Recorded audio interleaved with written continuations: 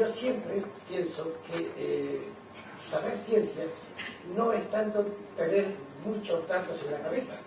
Entonces me planteaba, casi todo el mundo sabe hoy día que el Sol, activamente, ¿no?, está a 150 millones de kilómetros, que tiene una temperatura superficial de unos 5.700 grados centígrados, más cosas todavía, que básicamente está compuesto de hidrógeno y de helio, que además tiene ya una vida de unos 5.500 millones de años y que está a la mitad de su vida, es decir, que le quedan otros 5.500 más o menos millones de años para que se llegue a extinguir. Y sabemos que la estrella más próxima está a 4 años luz, en fin, montones de cosas, que existen los agujeros negros, pero a mí me parece que lo más interesante es saber cómo se puede saber eso, es decir, con qué metro se ha medido la distancia al Sol, con qué termómetro se ha medido la temperatura, cómo podemos saber la composición química de las estrellas lejanísimas y cómo podemos saber que las estrellas evolucionan, es decir, que nacen, que viven y que luego pues mueren, digamos. Entonces, ese es el objetivo de esta charla. De tal forma que si uno sabe cómo trabajan los científicos y se sabe qué es lo que hasta ahora podemos saber y lo que no sabemos, y sobre todo cómo se ha podido ir averiguando y cómo a lo largo de la historia cada investigador ha ido apoyándose en los datos de generaciones anteriores para seguir avanzando, entonces es cuando tenemos una visión clara de lo que es la ciencia y podemos saber que si nos cuentan historias raras, decir, no, eso no se sabe, eso es mentira o eso se lo está inventando. De tal forma que tantísimo bulo que corre ahora por todas las redes sociales merece la pena poder distinguir y ser crítico y decir, esto es una tontería. Seguro que muchos de ustedes han recibido hace muy poco pues un WhatsApp diciendo el 14 de noviembre va a haber una luna enorme, enorme, enorme, enorme y no se volverá a repetir hasta el 2030 y tantos. El 14 de noviembre no había luna. De modo que me imagino que morirse de risa el que lo hizo para salir a la calle esa noche y ver cuánta gente estaba buscando la luna, naturalmente. Aparte de que la luna tiene distintos tamaños según que esté un poquito más cerca o un poquito más lejos de la Tierra, pero que si no vemos las dos lunas juntas, como hemos hecho algunas veces en el planetario, no se distingue la diferencia. Uno no recuerda cómo vio la luna la última vez, si era más chico o era más grande. En fin, ese es el objetivo de la charla, saber cómo se ha podido ir averiguando que todas estas cosas que sabemos de las estrellas. Pues bien, vamos a empezar haciendo un poco de historia al principio, desde el comienzo de la humanidad. Esto es así, sí. Y vamos a empezar por los momentos más antiguos en los que empieza a haber científicos, filósofos, entonces era todo lo mismo, que se preguntan de forma racional qué es lo que es el cielo, dónde está, a qué distancia están las estrellas y todo eso.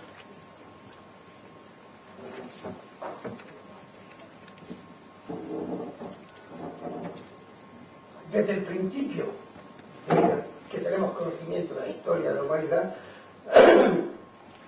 se pensaba que el cielo estaba, pues, lejos, pero no demasiado lejos. Tan no demasiado lejos, y hay montones de historias, como por ejemplo la escalera de Jacob.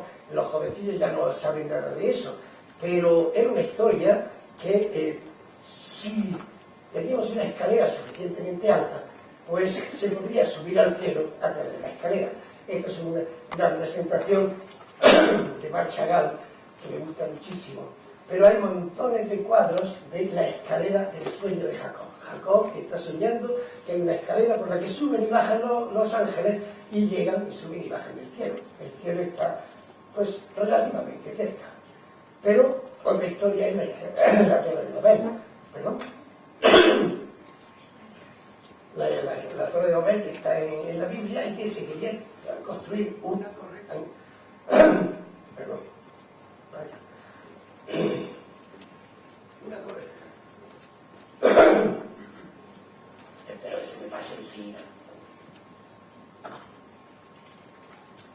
tan alta que llegara hasta el cielo. Y eso no iba demasiado descaminado, porque en Asilla se tenían los figurat, en donde subían los monjes y astrónomos, se subían a lo alto, este es el de Ur, y desde arriba hacían las observaciones astronómicas y tenían bien estudiado cuáles eran los movimientos de las estrellas y los movimientos de esas estrellas errantes que hoy las llamamos los planetas. Pues bien, ¿qué pasaba? Si se subían de noche a lo alto de un figurat, se alejaban de las luces, poquísimas luces que podía haber de las antorchas con que se iluminaba la ciudad, con lo cual se alejaban de la pequeñísima contaminación lumínica y desde arriba de la torre veía muchas más estrellas que desde abajo. Si yo veo más estrellas desde arriba es que me estoy acercando a las estrellas, no pensaban que era que se estaban quedando mucho más oscuras y por lo tanto tenían mejor visibilidad. Así que vamos a empezar por ver cómo se llegó a saber la distancia a las estrellas. El primer dato. Toda la charla va a ser muy sencillita y cosas muy elementales. No da tiempo a hablar de todo lo que se sabe ahora mismo de las estrellas, pero sí lo más fundamental. Pues bien, ¿cómo se puede medir la distancia de las estrellas? El primero del que tenemos noticias que mide una distancia, la distancia al Sol, fue Anaxágoras. Estamos en el siglo V antes de Jesucristo. Pero en el siglo V antes de Jesucristo ya empieza a haber un pensamiento racional. Hasta entonces todo eran mitos de cómo era la Tierra, cómo era el cielo. Y Anaxágoras lo que hace es lo siguiente. Él está trabajando entonces en Alejandría. Y él sabe, porque se lo han contado, que en Asuán, en Siena, en una ciudad que se llamaba Siena, en donde ahora está la presa de Asuán, había un pozo en el que el solsticio de verano, es decir, el 21 de junio, el sol se reflejaba directamente sobre el fondo del pozo, es decir, que estaba perpendicular sobre el fondo. Pero él vivía en Alejandría, y entonces él ponía un palo vertical, un gnomo, y veía que el gnomo daba sombra, es decir, que en Alejandría no estaba vertical. Los ángulos que he trazado aquí están enormemente exagerados. El ángulo que formaba la sombra con el palo vertical era de 7 grados, que es una cosa pequeñísima. Pero si lo pongo así de pequeño, el sol se me sale hasta lo alto de la torre del parque, muchísimo más. Con lo cual, todos los ángulos de todos los esquemas que ponga van a estar exageradísimos para que quepan dentro de la imagen. Y entonces él razona lo siguiente.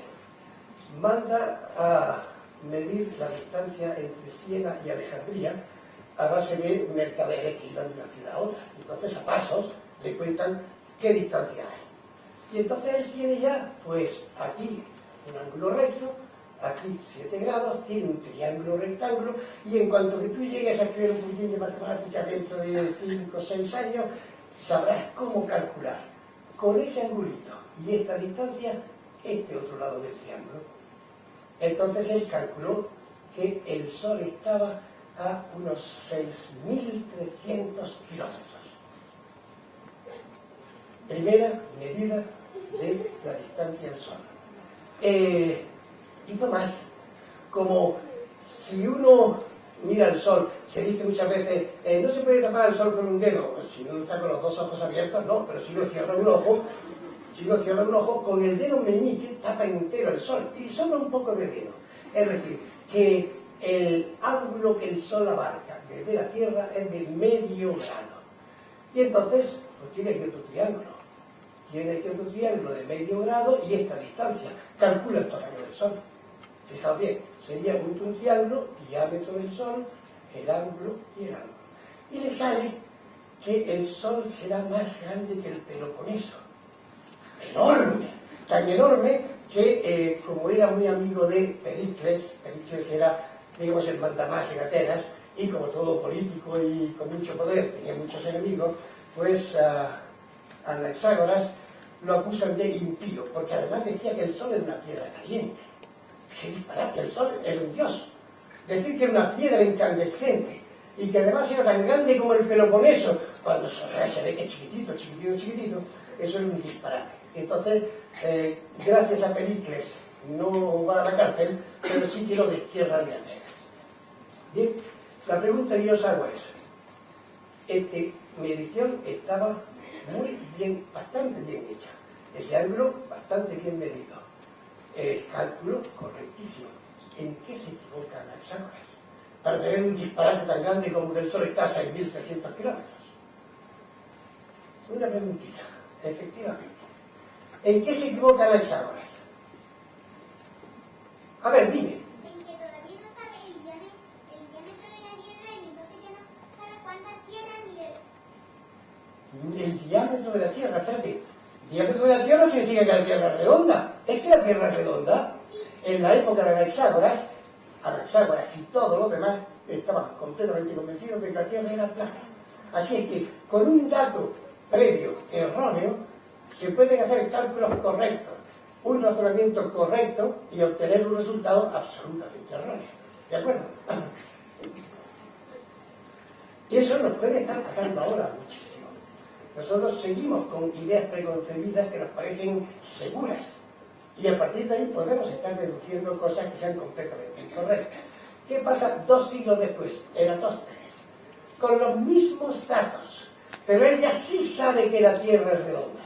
Y entonces, distancia de Siena a Alejandría, la misma que tenía, pero la interpretación es completamente contraria. El Sol lo supone enormemente lejano, luego el rayo que viene a Siena y el rayo que viene a Alejandría son paralelos.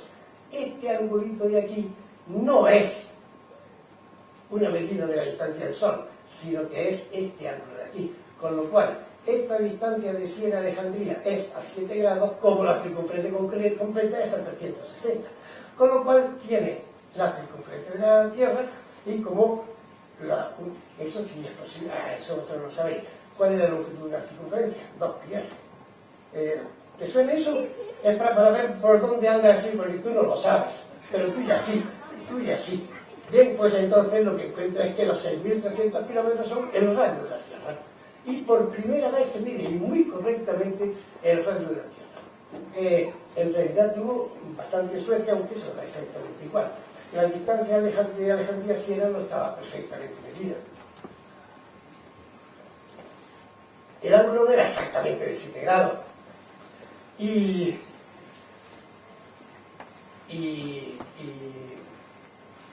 además Siena no está en el mismísimo meridiano de Alejandría.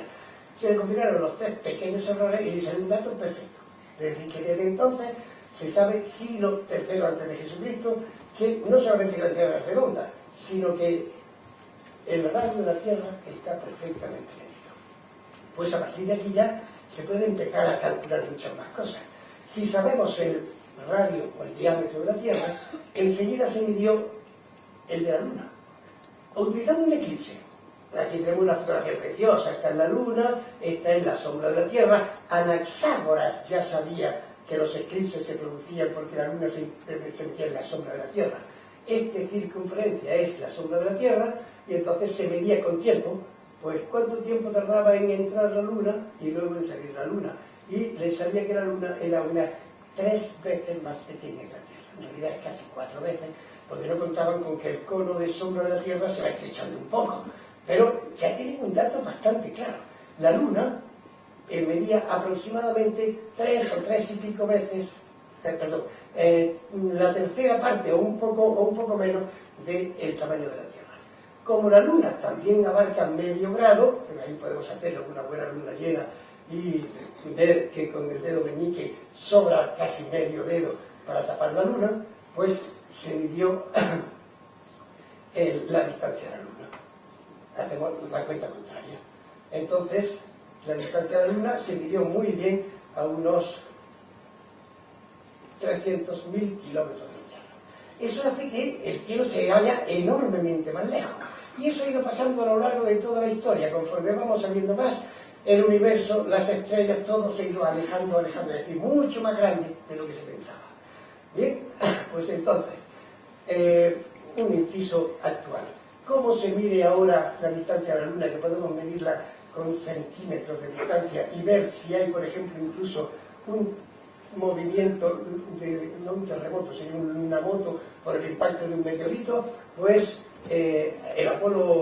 varios Apolos dejaron unos espejitos en la Luna, ese espejito, y entonces desde la Tierra lanzamos un rayo láser, medimos lo que tarda en ir y en volver, y sabemos con exactitud la distancia a la Luna. Pero claro, eso es hoy día. En aquel momento, estamos en el siglo III antes de Jesucristo, la medida de la distancia a la Luna era muy buena. Pero ya el Sol no lo hemos dejado atrás. Aristarco de Samos, por la misma fecha más o menos en que lo hace Eratóstenes, hace lo siguiente, muy ingenioso. Cuando la Luna está exactamente en el cuarto creciente, en el cuarto exactamente. Entonces, si está en el cuarto creciente, estamos mirando la Luna de tal forma que esto es un ángulo recto. Entonces, midió este otro ángulo, es decir, miraba a la Luna y al Sol, y medía este ángulo. Y ya tenemos otro triángulo rectángulo, y ya tenemos la distancia al Sol. ¿De acuerdo? Le salió un dato que es algo así como 20 veces menor que la distancia real al Sol. Porque este ángulo era muy difícil de medir. Y no era 87 grados, era 89 y bastante pico. Con lo cual, pues se equivocó en un factor de 20. Pero da igual, ya está hecha una medida lógica incorrecta, bastante incorrecta. Es decir, que este ángulo no era de 3 grados, ese ángulo era de mucho menos de medio grado. Y la distancia entonces se puede hacer ahora, aunque ahora hay otros métodos mucho mejores para medir la distancia al Sol. Pero se ha hecho siempre siguiendo trigonometrías como esta. ¿Bien? Pues entonces, las estrellas. Las estrellas, ¿cómo medimos la distancia? Eso no se pudo hacer hasta muchísimo más tarde. Siglo XVII, la época de Newton, otro científico fabuloso que se llama Huygens, porque era holandés, se le ocurre una cosa muy curiosa. Se ponía a mirar Sirio, la estrella más brillante de todo nuestro cielo, y durante la noche. Y trataba de recordar a la mañana siguiente el brillo de Sirio. Y entonces, en una habitación había varios agujeritos por los que entraba el sol. Agujeritos pequeñísimos. Y mirando uno y otro, buscaba ver cuál era el agujerito que se parecía más al brillo que él recordaba de Sirio de la noche anterior. Difícil la cosa.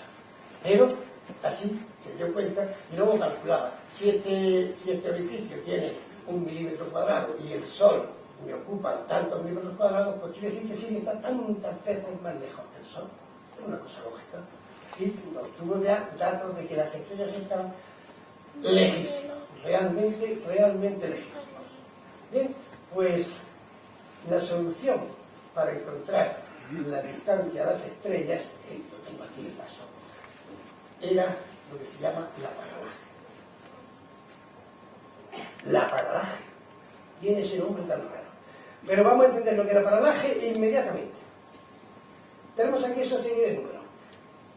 Coger un brazo, extenderlo con un dedo hacia arriba y entonces, pues, mirarlo con el ojo derecho, por ejemplo, cerrar el ojo izquierdo y dejar que el dedo tape la raya del número 3.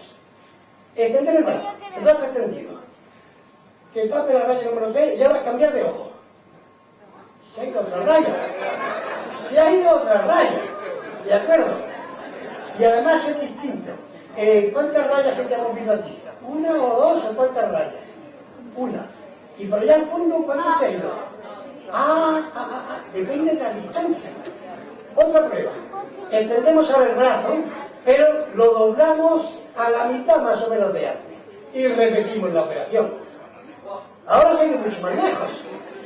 Es decir, que los objetos lejanos, y eso no está muy lejano, cambian de posición respecto de uno cercano cuando cambia el punto de vista.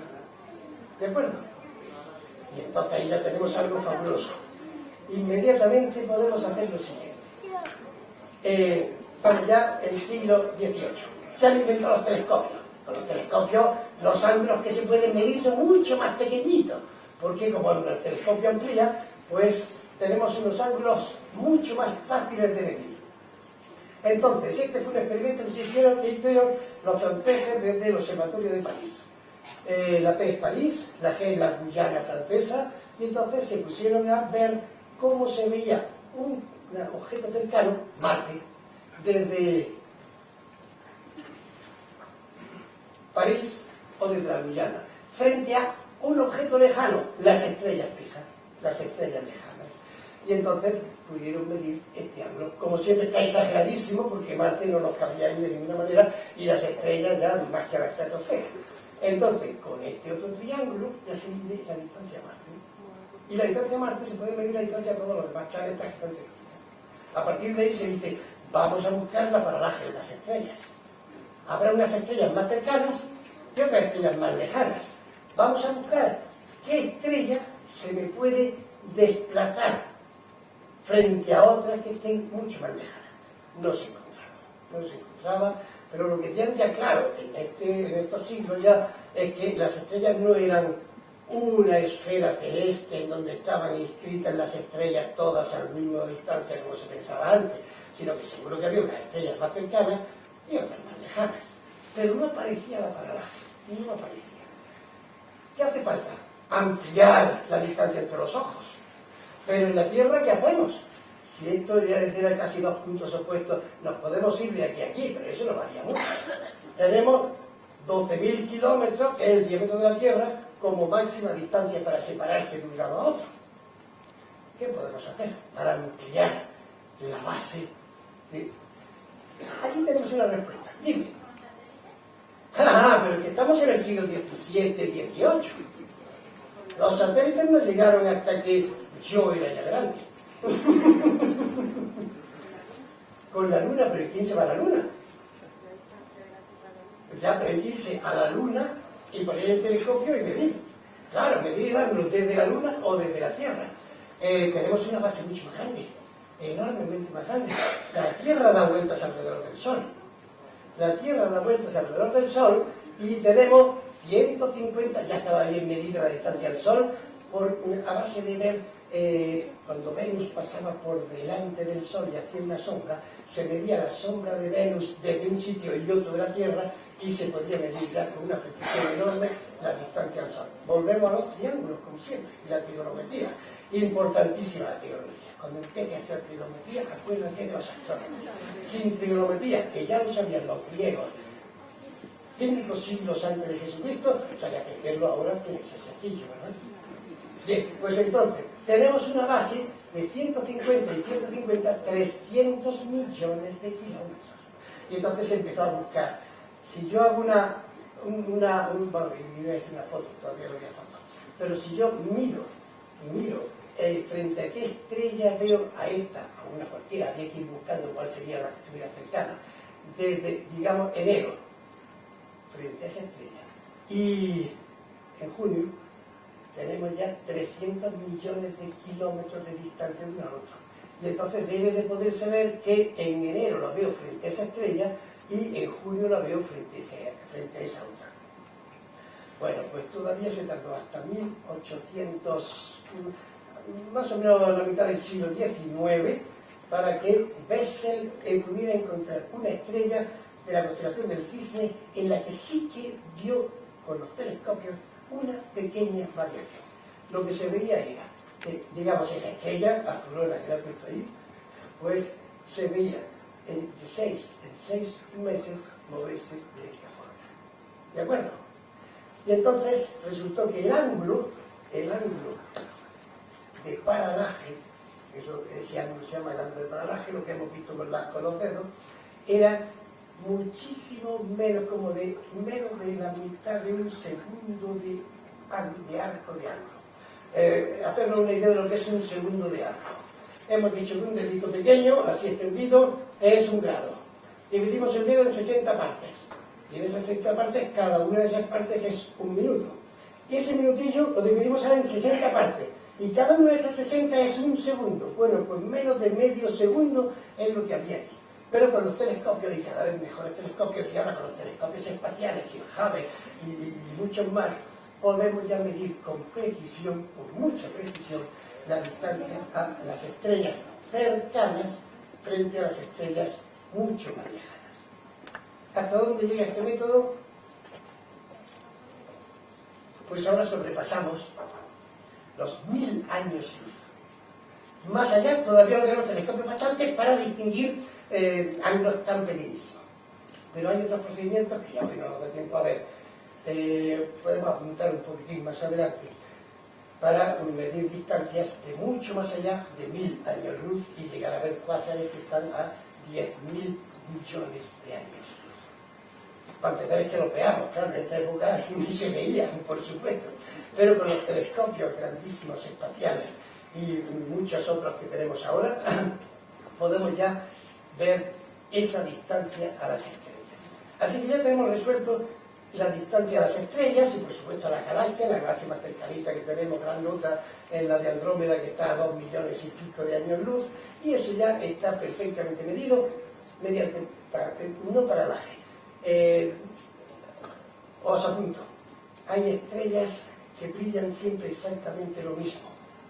Y entonces, pues mirando cuánta luz me llega de esta, que sí que he medido por paralaje y sé a qué distancia está, pues aquella otra de aquella galaxia que es del mismísimo tipo y que tiene la misma luminosidad, pero la veo tantas veces más amortiguado, está tantas veces más lejos. ¿De acuerdo? No es proporcional, pero bueno. La temperatura de las estrellas. Vamos a ver. Para eso sí tenemos un termómetro. Sí tenemos un termómetro. ¿Podemos apagar la luz un momentillo? Un segundo. Déjalo flojito, flojito y ahora apagamos. Siempre que un cuerpo está caliente, suficientemente caliente, emite luz. Aquí tengo una lámpara. Todo lo hacemos en la cocina de la casa. Se pone una rejilla sobre el fuego y al cabo de un ratito empieza a emitir luz. Se pone lo que se dice al rojo y emite luz. Si la pongo más todavía, ¿es rojo o está ya poniéndose naranja? Habéis oído hablar del rojo blanco. Si esto lo pudiera calentar aquí mucho más, entonces daba luz blanca. ¿Bien? Vamos a verlo un poquito más fuerte. Aquí tengo esta lamparita. Y está ahora mismo a unos... no llega a 1000 grados. Y está naranjilla.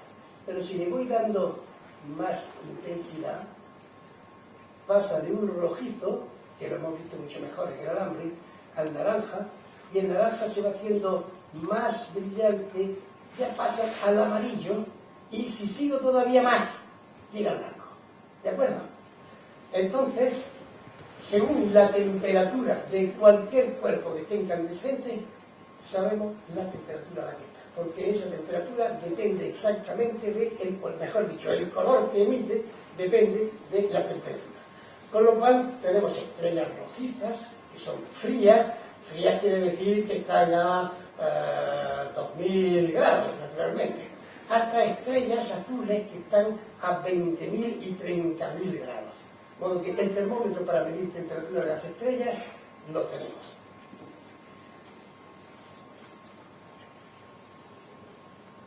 Pasamos entonces a otra cuestión.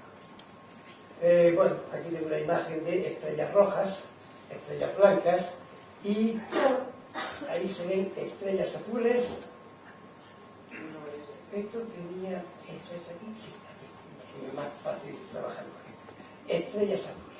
Estrellas azules jóvenes, brillantísimas, y antes hemos visto estrellas rojas, viejas. Estoy diciendo azules jóvenes y rojas viejas. Eso quiere decir que sabemos muchas más cosas sobre las estrellas y que la temperatura depende de que sean jóvenes o sean viejas. Eso espero que nos dé tiempo a verlo dentro de poco. En fin, lo que es curioso es que no hay estrellas verdes, ¿de acuerdo? Pero es que la lámpara tampoco se pone verde. Va pasando del amarillo y del amarillo pasa ya al blanco, porque cuando ya se mezclan todos los demás colores, lo que me da es blanco. Así que al ir a dar el verde, digamos, ya se mezcla con el naranja, el rojo, y ya lo que me da para el ojo el blanco. Para el ojo, que si tuviéramos algo mejor que el ojo. Vamos a seguir.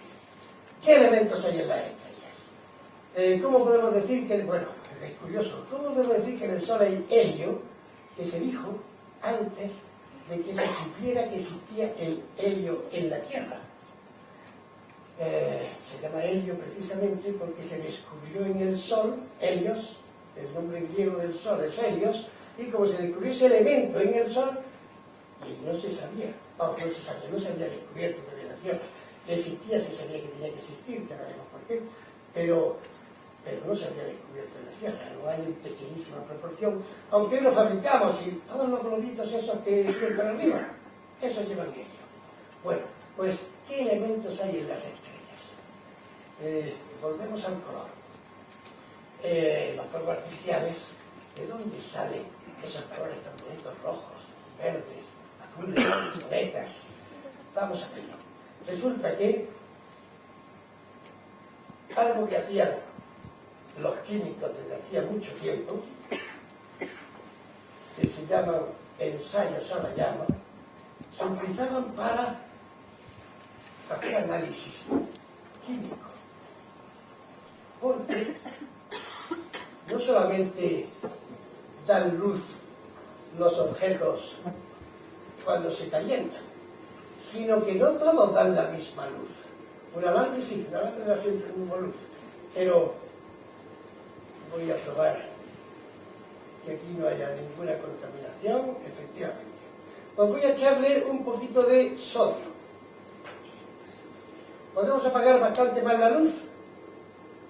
Sigue bajando más. Simplemente que yo vea dónde tengo aquí las cosas, sigue.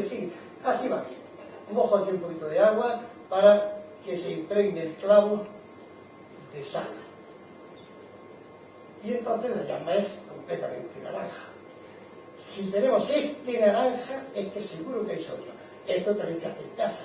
Sobre el butano, la llama del butano, se espolvorea una chispita de sal del salero y sale este color.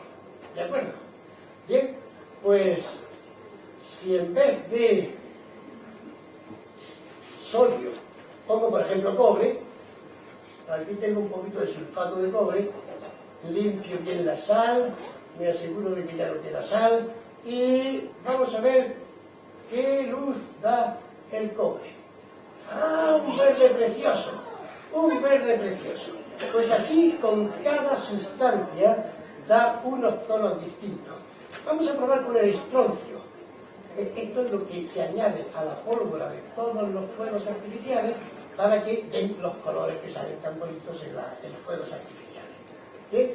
Entonces, un poquito de estroncio. Este está sacado del Montevive, de las minas de Montevive, de la Celestina.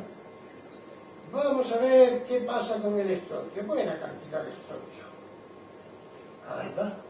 Esto me he equivocado. Cloruro sódico. Lo sabíais, ¿verdad? Lo sabíais que era cloruro sódico. Evidentemente. No hace falta... Ya lo vais aprendiendo. Aquí tengo bicarbonato sódico. Tengo que buscar el estroncio. Este sí es el estroncio. No hay contaminación de sal. Estroncio. Un poquito más. Un rojo precioso.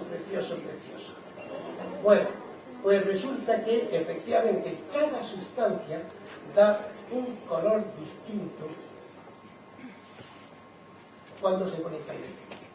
Pero, ¿cómo distinguimos entre rojo tirando a amarillo, rojo tirando a violeta? No somos capaces de distinguir tanto.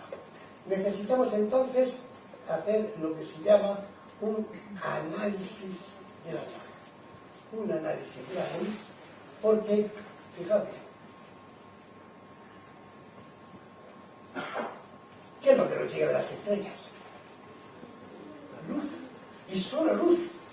Aquí llegan algunos meteoritos, pero son del sistema solar. Pero algo que venga de las estrellas, solamente la luz. Dime. La luz y el calor, bueno, sí, de las estrellas poco calor nos llega, pero también nos llega ese calor, igual que del sol, la luz y el calor. Pero de las estrellas, como el calor no lo podemos ni medir de tan lejos que están, lo que sí podemos detectar es la luz.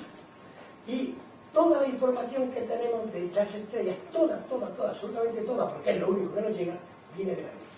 Entonces ese análisis de la luz es algo importantísimo, porque cada elemento químico va a dar unas luces distintas, combinadas, porque dan bastantes colores, pero ¿cómo podemos separar cada uno de esos colores y ver que no es lo mismo el amarillo que da el sodio del amarillo que da otro, porque es un tono distinto y tiene otras composiciones? Pues ese análisis de las estrellas se hace mediante lo que se llama el espectroscopio. Un espectroscopio es un aparato que coge la luz y separa los colores.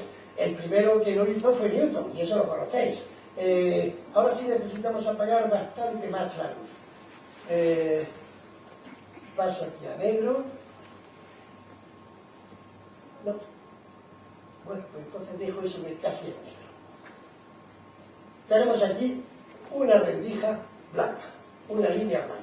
Si ponemos un prisma y buscamos el punto en el que... A ver. Hoy no me ha dado tiempo a preparar el prisma para...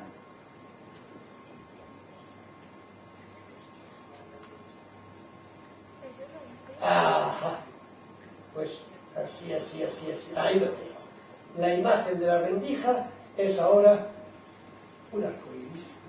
La luz blanca se descompone en los 7 colores del arco iris. Pero si en vez de tener luz blanca completa con todos los colores, tenemos un elemento que está incandescente y está emitiendo, entonces somos capaces de separar mucho más esos colores. Este experimento lo hizo Newton, pero hoy día ya no se utilizan prismas para hacer ese análisis de la luz, porque hace falta separarlos más todavía de lo que hace un prisma. Y entonces utilizamos, los astrónomos utilizan lo que se llama, atiende la luz un segundillo, me pongo aquí, una red de difracción. Eso es un cristalito en el que se han hecho una serie de rayas, una serie de hendiduras, pero a base de que haya 600 por milímetro. En cada milímetro hay 600 rayitas. Entonces, ¿por qué se separan ahí los colores? Pues porque cuando la luz pasa por un cristal, se desvía la luz. Pero no se desvía igual el color rojo que el color azul, con lo cual al pasar por un prisma se separa más el azul y menos el rojo, y entonces pues ya tenemos esa separación.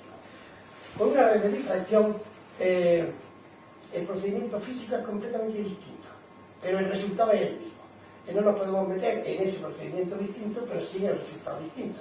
Y entonces vamos a ver cómo una red de difracción también separa los colores y ver si mejora al prisma. Apaga de todas las luces. Cambiamos el prisma por la red de difracción. ¿Lo veis ahí? Más o menos, ¿qué ha pasado?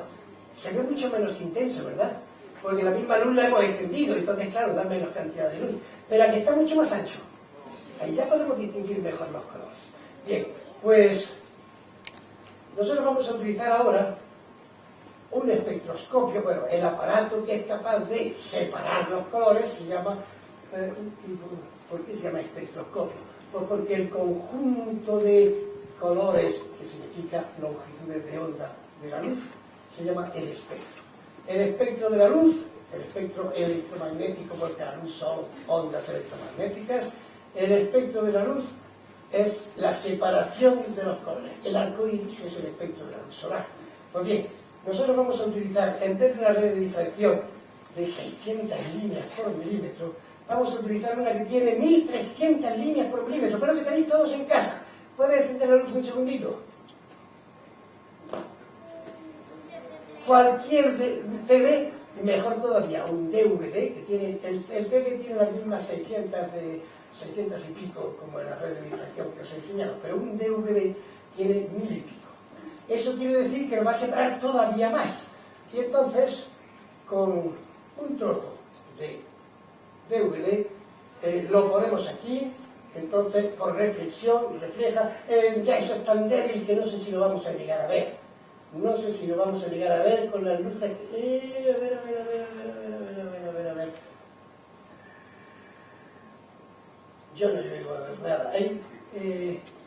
¿Alguien ve algo? ¿Algo de colores? Es que quizás esté todavía más allá. Quizás esté todavía más allá. A ver. ¡Ah! Por ahí va. Bueno, pues entonces, enciende ya la luz. Apagamos aquí. Y os digo que vamos a ver ahora el espectro de algunas luces. Y vamos a utilizar un espectroscopio de bolsillo. Un espectroscopio de bolsillo que se hace con una caja de cerillas, si es posible que diga arcoíris, que las hay, o estas de 3 estrellas que las venden en Mercadona. Una cajita de cerillas, 3 estrellas. Y entonces cortamos un trozo de DVD con las tijeras con cuidado y hacemos un sector circular así que quepa justamente dentro de la caja.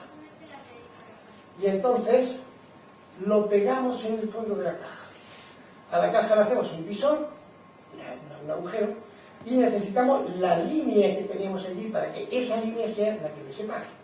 Y entonces la línea es que abrimos un poquitín la caja y ahí entra la luz y nos la separa en los distintos colores. Entonces, esto ya le hace falta.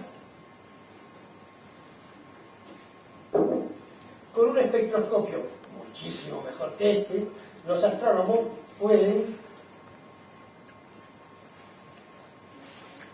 analizar, separar todos los colores y tener no solamente eso, sino que cuando en vez de tener la luz continua, blanca, hay la imagen de una rendija de la luz que está emitiendo un elemento concreto de la tabla periódica, un elemento químico, entonces lo que salen son unas rayas separadas. Pero si se tiene un buen espectroscopio, este es el del Sol. Tenemos el espectro continuo de luz blanca, pero unas rayas negras, porque la superficie del Sol está absorbiendo luz, y esa luz que absorbe, pues no llega aquí. Entonces salen esas rayas negras. Esas rayas negras se analizan y se ve que, anda, pues estas rayas corresponden a el hidrógeno.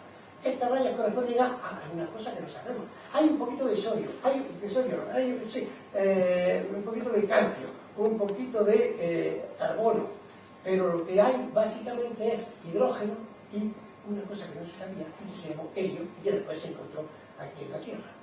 Esas líneas negras son como el código de barras del supermercado, que se pasa por el lector y entonces dice, esto es paté de foie fabricado en Francia con tal fecha de caducidad, tal, y vale tanto. De modo que en el espectro es igual que el código de barras de un producto.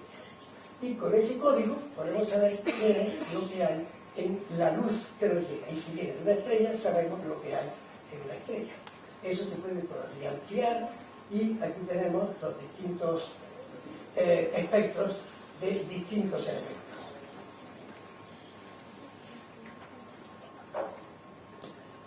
Esa es la tabla periódica y bueno, pues la tabla periódica es algo imprescindible para cualquier físico, cualquier químico, cualquier geólogo y bueno, tan importante que yo me ducho todas las mañanas con la tabla periódica. Bien, pues entonces, eso lo voy a dejar para dentro de un momento. Porque quiero que veamos aquí, bueno, no todos, pero los que puedan, quiero que veamos el espectro del mercurio. Y el mercurio existe en todos los tubos fluorescentes. Todos los tubos fluorescentes llevan una luz continua que da la fluorescencia del tubo, pero dentro llevan un poquitín de mercurio. Como en la sala no había ninguna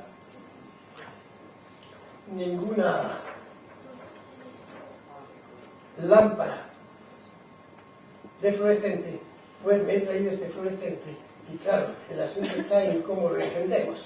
Me he traído este aparatito que no os voy a contar lo que es porque esto lo vamos a sacar en la última conferencia, en la de mayo, así que esto no lo veis. Simplemente yo lo pongo aquí, lo pongo en marcha y ya tenemos encendido el tubo fluorescente. Entonces quiero que bajo un poquito la luz, aunque no hace mucha falta, y vamos a ver. Cógete tu espectroscopio y colócate.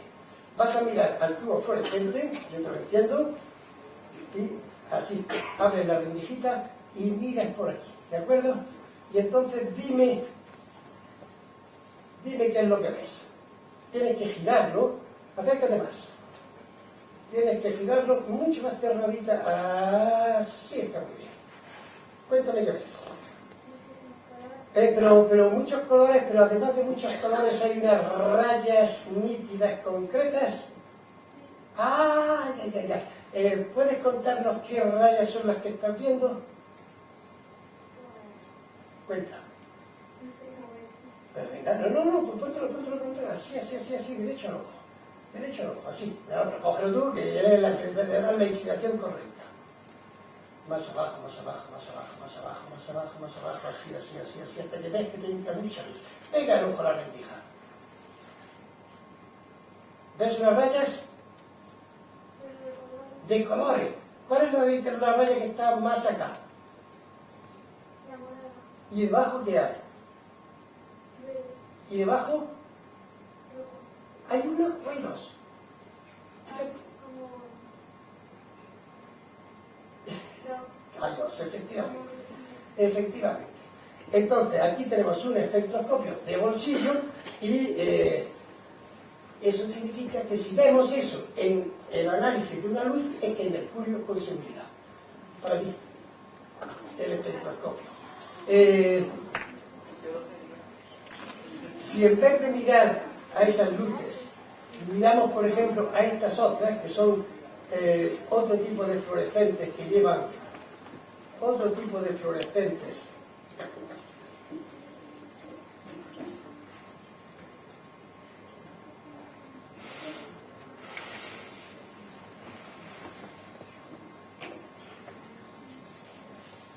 ¿puedes entender esta tope?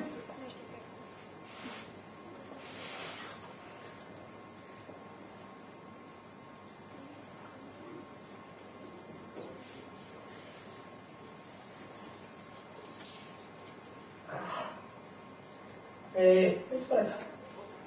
Sí. Mira a esa otra. Y dinos si ves lo mismo de antes o ves otra cosa distinta. Ya, no lo cierres. Ábrelo por ahí. Vételo girando hasta que veas muy brillante unas luces. ¿Ves rayas? Sí. Cuenta. ¿Cuántas hay? ¿Como 7 u 8? ¿O más? 7, 8. Vale. Es decir, está saliendo un espectro distinto de aquel porque esta luz es distinta de aquella. Tiene otras sustancias y por lo tanto cada luz me va a dar una imagen distinta de rayas porque tenemos unas sustancias químicas distintas. Y no solamente se puede ver los elementos, se pueden ver también las moléculas. Las moléculas no emiten así luz visible, pero como ya tenemos aparatos que son capaces de ver en el infrarrojo, en el ultravioleta, en todo, podemos ver que en el espacio, por ejemplo, hay agua y ver la molécula de agua, el espectro que está emitiendo la molécula de agua, o amoníaco, o algunas sustancias orgánicas y podemos detectar lo que sea por el universo. Con lo cual, bueno, ya lo sabíamos, porque no había más remedio.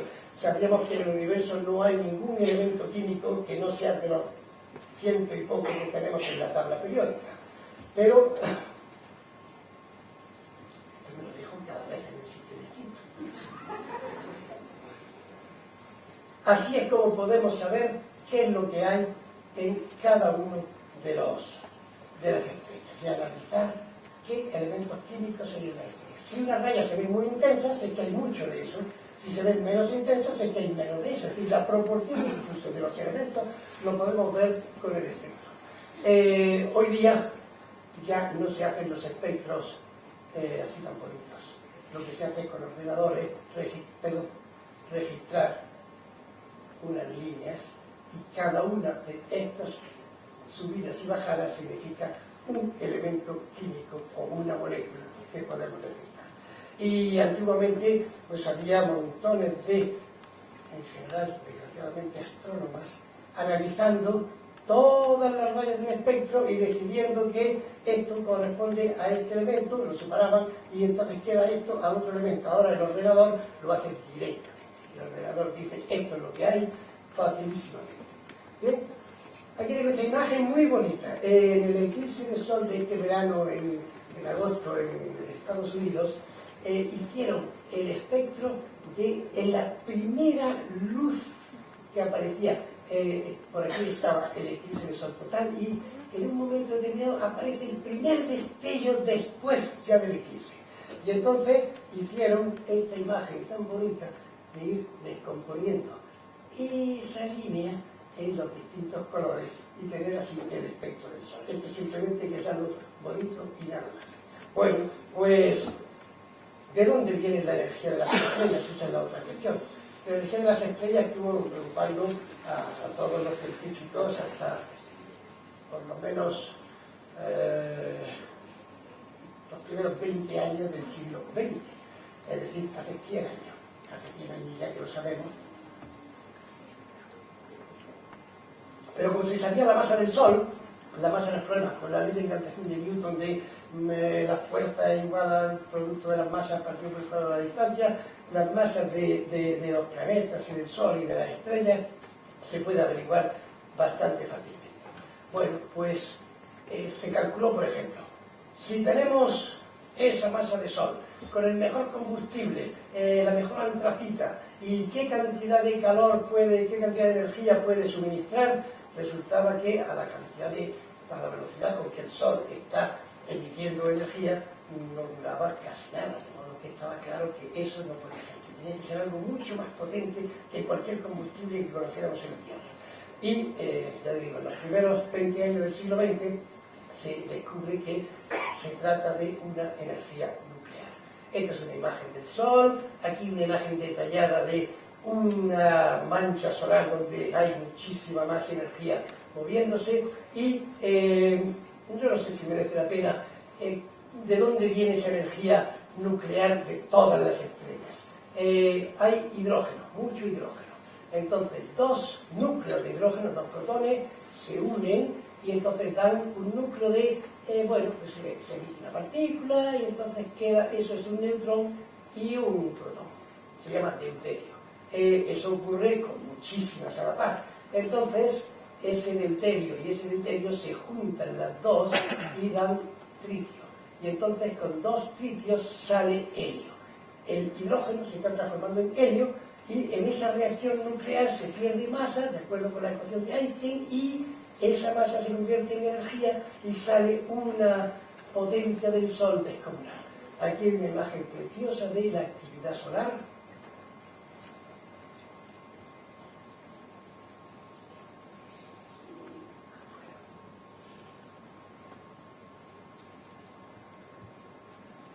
Y el tiempo de vida de las estrellas. ¿Cómo se puede saber el tiempo de vida? Voy a ir un poco más deprisa. Bueno, hoy día podemos medir la cantidad de energía que emite el Sol porque tenemos fotómetros y con un fotómetro medimos y nos sale que está emitiendo más o menos 1 kilovatio por metro cuadrado que llega a la Tierra. Si 1 kilovatio por metro cuadrado lo multiplicamos por la superficie de la esfera que partiendo del Sol tiene el tamaño de la Tierra, de 150 millones de kilómetros, sabemos cuántos metros cuadrados, porque está emitiendo en todas las direcciones. Con lo cual, a 1 kilovatio por metro cuadrado multiplicado por esos metros cuadrados, se puede saber la potencia del Sol. ¿Qué es ese numerito que tengo ahí abajo? 4 por 10 a la 26 kilovatios. Dicho de forma que se entienda un poco, serían 4.000 millones de billones de kilovatios. Con eso calculamos cuánto hidrógeno está machacando en helio para producir esa cantidad de energía. Y como sabemos cuánto hidrógeno tiene, sabemos cuánto le queda. Con lo cual podemos decir, no es exactamente así, estoy simplificando mucho porque no se consume todo el hidrógeno. Antes de que se consuma todo el hidrógeno ya empiezan a pasar otras cosas. Pero de esa forma así tan sencilla se puede saber. Yo tengo 1.000 euros y estoy gastando 100 euros todos los días. ¿Para cuántos días tengo? Para 10 días. Pues así, ¿de acuerdo? Así podemos averiguar cuánto tiempo le queda al Sol. Y afortunadamente son unos 5.500 millones de años. O sea que siempre digo que ojalá sea un problema para la humanidad la muerte del Sol. Ojalá.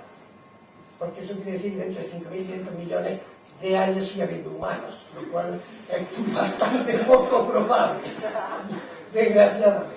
Bien, pues entonces, hemos hablado antes de que si estrellas viejas, que si estrellas jóvenes. ¿Cómo se puede saber? ¿Cómo hemos llegado a tener idea de que las estrellas nacen, están un tiempo estables y luego mueren?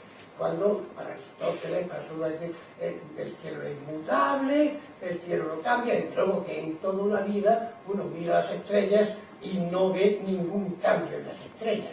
Las estrellas tienen tiempos de vida larguísimos, larguísimos. ¿Cómo se puede saber? Imaginaos una mariposa efímera, de esas que duran un día. Una mariposa efímera podría llegarse a dar cuenta, bueno, es inteligente, mira, observa, anota datos incluso, podría darse cuenta de que los humanos nacemos y tenemos una vida estable durante un tiempo y luego nos morimos. No, ¿verdad que no? Pero siempre de una mariposa hay millones de mariposas. Y cada una se va pasando, se comunican entre sí, se van pasando los datos unas a otras. Y además no solamente eso, sino que pasan los datos a la generación siguiente y a la siguiente y a la siguiente. Entonces sí que pueden ver, por ejemplo, allá, bueno, aquí hay unos más chiquitos, otros más grandes, pero van entre una escuela, y allí están en grupos. Aquí hay este grupo, y allí otro grupo, y resulta que aquí hay de este tamaño, y allí de este tamaño, y allí de este tamaño, y entran en los hospitales, y ven lo que pasa en los hospitales. Y entonces, no solamente eso, sino que al año siguiente se dan cuenta, porque han anotado todo, que este grupito que estaba en este grupo, ahora, si son los mismos, se les ve la cara, ahora están aquí, pero están un poquito más grandes. Y así, así, así. ¿Puede un enjambre de mariposas de esa forma saber que los humanos evolucionamos? Pues eso es lo que han hecho los astrónomos. A base de generaciones, observando, observando, observando y teniendo montones de datos de las estrellas. Una cosa que dio pie prácticamente a dar con la idea de evolución de las estrellas es este diagrama en el que se pone aquí la temperatura de las estrellas y aquí el brillo de las estrellas. De todas las estrellas que se conocía a la distancia, con lo cual podíamos saber qué brillo de verdad tenían. No el brillo que vemos desde aquí, que eso depende de la distancia. Pero como ya vemos la distancia, podemos decir, eso que brilla tan poquito, pero que está mucho más lejos, en realidad él brilla mucho más, el brillo intrínseco de cada estrella que se llama. Pues entonces, se vio que las estrellas se distribuían de esta forma, siguiendo una línea diagonal, que se llama la secuencia principal, y luego había, pues, unas cuantas que se separaban por aquí, unas poquitas más que se ven aquí, pues, que eran, curiosamente, eran, pues, mucho menos brillantes, pero que eran de muy alta temperatura. Esto es mucha temperatura, poca temperatura, mucho brillo, poco brillo. Aquí había unas cuantas con mucho brillo, pero al revés, con poco brillo, pero mucha temperatura, y aquí unas cuantas que tenían mucho brillo y baja temperatura. Y entonces, como ya sabíamos, la evolución que podía tener una masa de hidrógeno, quemando hidrógeno, quemando es un decir, pues se vio, aquí tengo una imagen más bonita, se vio que las estrellas nacen en esta línea y se quedan mucho tiempo en esta línea estable, que es lo que se llama la secuencia principal, en donde afortunadamente está nuestro Sol estable. Pero que cuando van consumiendo todo el hidrógeno, entonces empiezan eso es más complicadillo. Imaginaos, ¿por qué se mantiene estable una estrella? Tengo una reacción nuclear enorme que está produciendo una presión de radiación hacia afuera y una gravitación que lo extiende hacia adentro. Si eso se equilibra, entonces tenemos una estrella estable. Si empieza a acabarse el combustible, disminuye la reacción, con lo cual hay menos presión hacia afuera, ¿de acuerdo? Y entonces la gravitación tiende a contraerlas. Al contraerse, resulta que aumenta la reacción. Cuando se contraen, se calientan, ¿verdad? ¿Has cogido una bomba de bicicleta alguna vez y te has puesto a inflarla y se te calienta la mano? ¿Te has fijado en eso? Pues cuando se contraen, se calientan de nuevo, arrancan de nuevo. Así hasta que se acaba prácticamente todo el combustible y entonces empiezan a quemar ya no el hidrógeno sino el helio se convierte en otros elementos más pesados y en las capas que están haciendo la reacción son cada vez más exteriores. Y entonces la estrella empieza a aumentar de tamaño y a disminuir la temperatura, que es lo que se llaman las estrellas rojas. Las estrellas rojas. Hay estrellitas enanas muy pequeñitas que casi no tienen luz. Y luego, cuando ya, depende del tamaño de cada estrella, esa evolución ya es más compleja, porque las estrellas que son como nuestro Sol terminan contrayéndose y convirtiéndose en estas enanas blancas, que son estas de aquí, es decir, que ya se comprimen mucho, se quedan muy calientes de la compresión, pero ya tienen muy poco brillo porque son muy pequeñitas. Y estas son supergigantes que van, conforme se van haciendo más viejas y quemando capas más exteriores, van engordando y disminuyendo la temperatura, y por eso pasan a ser de azules temperaturas muy altas a temperaturas mucho más bajas, que son las gigantes rojas. Las gigantes rojas terminan pues contrayéndose cuando ya se acaba todo y convirtiéndose en estas enanas blancas. A menos que sean tan enormes, que tengan otro final mucho más explosivo y espectacular. Voy a ir terminando. Únicamente ejemplos de las imágenes que tenemos ahora sobre todo del Hubble, en las que se ven las nebulosas con gas y polvo que hay por todo el universo, en donde en un puntillo donde haya un poquito más de densidad, pues ahí atrae más y se van juntando hasta que se forma una masa tan grande que ya al comprimirse se alcanza la temperatura necesaria para que arranque la reacción nuclear, como unos 10-15 millones de grados. Y entonces arrancan las estrellas. ¿Dónde más arrancan las estrellas? En donde haya más densidad de materia. Eso es una nebulosa preciosa en la constelación de Orión, que la veremos ahora en invierno, ya se puede ver, en la que hay mucha concentración de gas y polvo y donde se van a formar estrellas nuevas. Esta es otra imagen preciosa, se llama los pilares de la creación, donde están naciendo estrellas de esa forma. Pero, en detalle, aquí tenemos imágenes del Hubble, en el que se ve ya esas agrupaciones en donde en medio va a salir la estrella. Fijaos ahí ya un puntito rojizo que está. Son estrellas nacientes. Bueno, eso es una estrella jovencísima, inestable, porque se contrae y arranca la reacción, y entonces se expande, pero entonces se enfría, entonces se encoge otra vez, porque puede más que la gravitación, y están así un tiempecillo inestables, cuando son jóvenes, y luego ya entran en la tranquilidad de la situación estable depende. Las estrellas más grandotas son tan derrochonas que duran como 100 millones de años, nada más. Pero otras, como nuestro Sol, duran 10.000 millones de años y otras todavía muchísimo más. Bueno, aquí otros ejemplos de estrellas que están naciendo y tienen alrededor unos discos de materia de donde salen luego los planetas. Esta es una imagen de las Pléyades, son jóvenes, las Pléyades tienen unos 10 millones de años, los números se me van un poco, pero creo que más o menos unos 10 millones de años, son jovencísimas, y todavía se ve la nebulosa de la cual nacieron alrededor. Bien, y cuando una estrella como el Sol liquida, es decir, ya se le acaba todo el combustible y entonces se comprime, pero se comprime y desde dentro se forma una bola densa de prácticamente hierro y rebota en esa esfera central y se expande hacia afuera.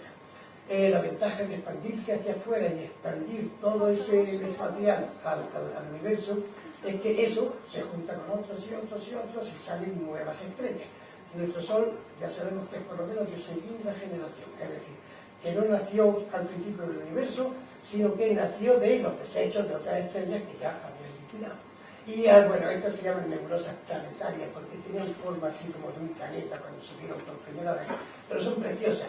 Y aunque pensamos, muchas cosas no sabemos, que las estrellas son más o menos homogéneas, esféricas y tal, cada una de esas nebulosas que se forman al explotar las estrellas al final de su vida, resulta que tienen formas distintas completamente, y eso quiere decir que tiene que haber muchas disimetrías en las estrellas, que son mucho más complicadas de lo que pensamos. Una bolita así esférica y homogénea no lo son en absoluto.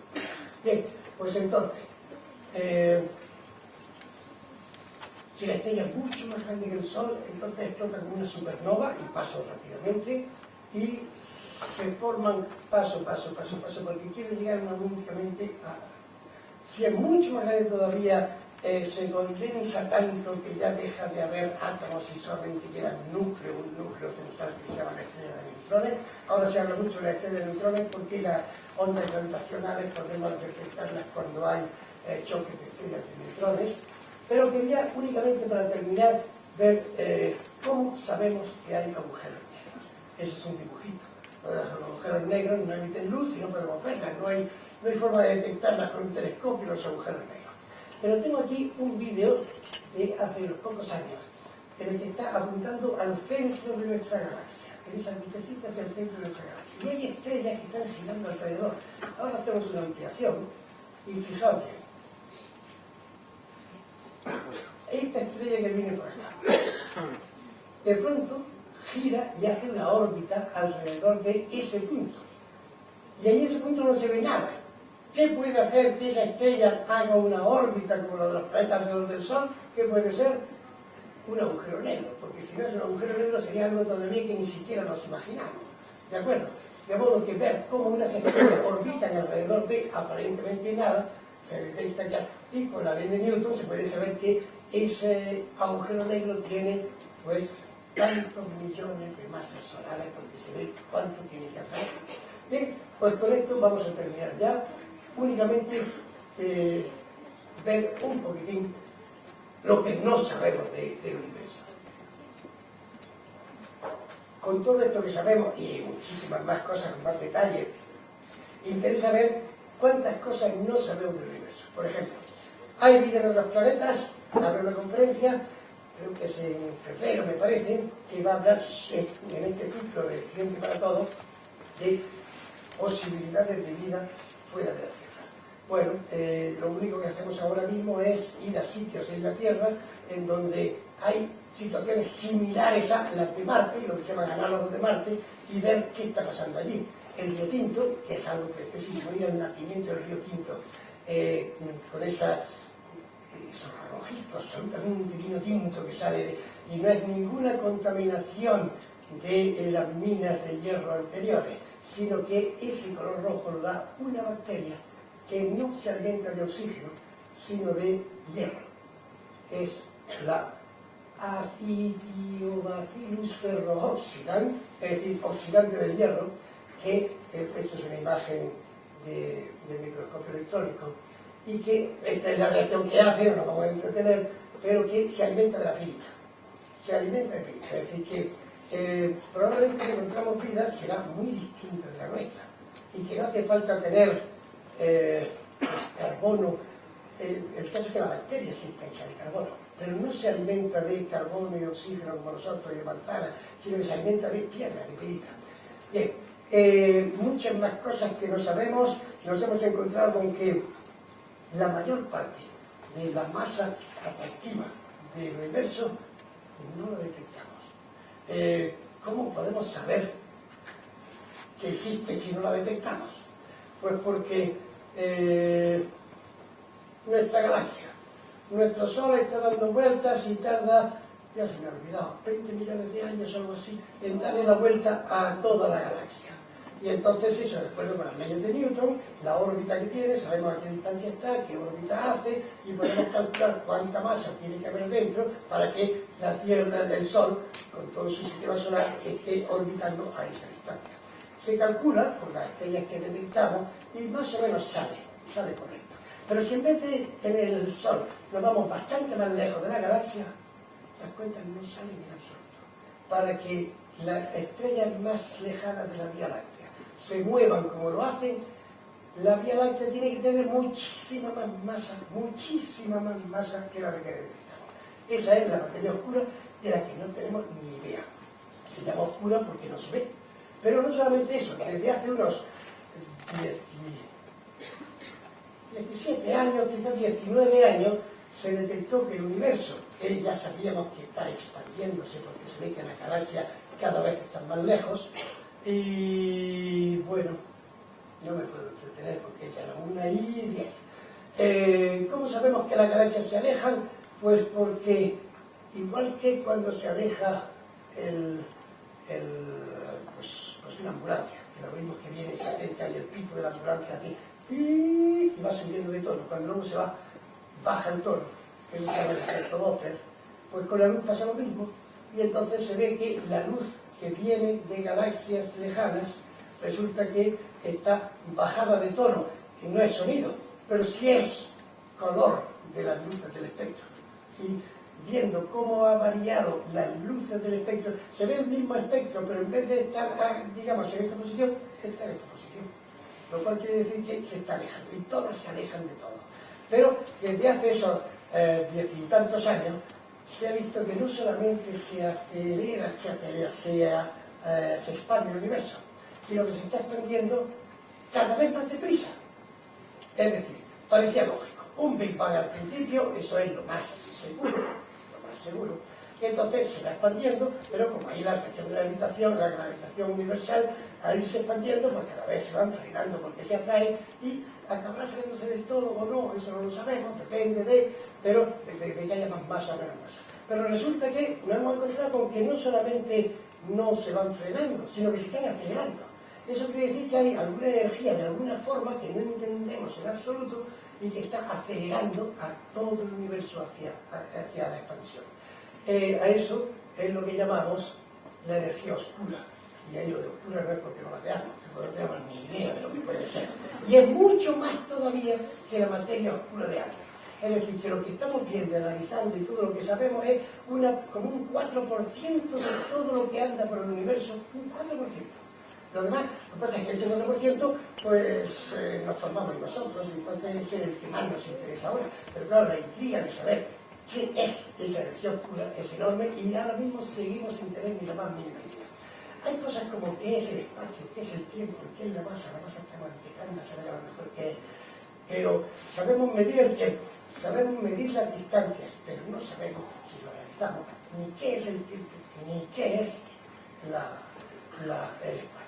Bueno, tampoco sabemos el futuro del universo, porque si se está expandiendo y aceleradamente, pues ya veremos a ver a dónde llegamos. Hay otros detallitos, como por ejemplo cómo se pudieron formar las galaxias, que no está claro cómo se pudieron formar las galaxias al principio de la existencia del universo. Y quizás algo más importante, lo que ahora ni siquiera sabemos que no sabemos. Así que con eso terminamos y muchísimas gracias.